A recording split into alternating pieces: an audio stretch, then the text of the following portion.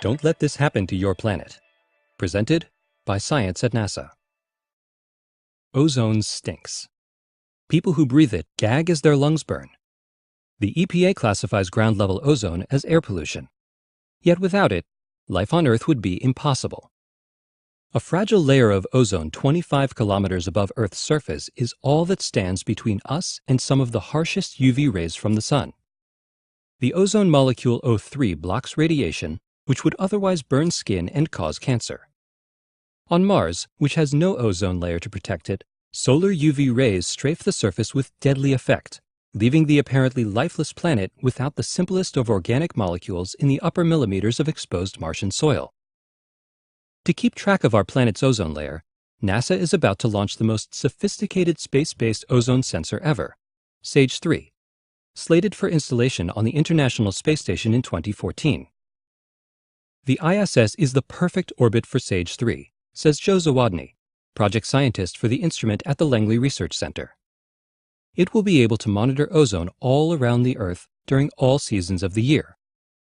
SAGE-3 works by using the sun and moon as light sources. When either one rises or sets behind the edge of the Earth, SAGE-3 analyzes the light that passes through Earth's atmosphere.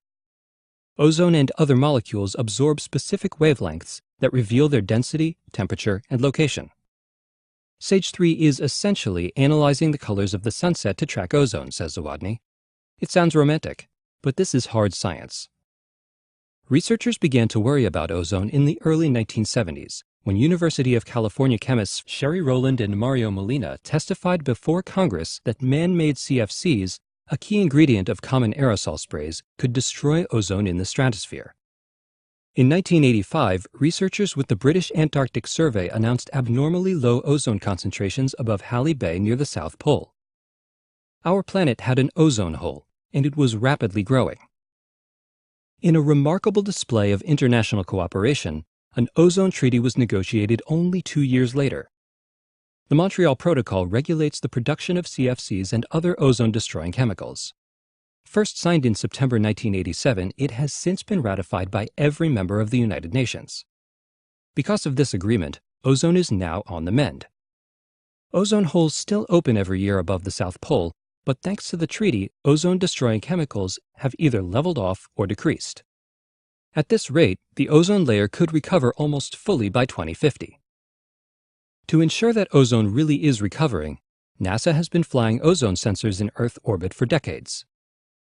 The first of the SAGE sensors rode to space on Earth-observing satellites in the late 1970s and early 80s.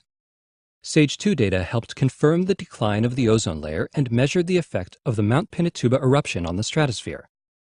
A SAGE sensor on board the Russian Meteor 3M satellite extended the ozone record into the 2000s with higher precision than ever. Zawodny is eager to learn what SAGE-3 finds in the lower stratosphere over the tropics. The recovery of ozone there is tied to changes in greenhouse gases like CO2. Given what we know about recent increases in greenhouse emissions, it is possible that ozone in the tropics will never return to 1980s levels. SAGE-3 probes Arctic regions too. Using the moon as a light source, SAGE-3 can detect ozone during the darkness of polar winter where other satellites have trouble seeing. It's enough to make a hard-nosed researcher wax eloquent. Images of the moon and sun rising and setting are dramatic and spectacular. The interplay between the source of light and the environment delights the senses and stirs the imagination. The ability for SAGE-3 to turn those perceptions into something meaningful is a great pleasure. In other words, get ready for some beautiful ozone data. For more information on SAGE-3 and our atmosphere, stay tuned to science.nasa.gov.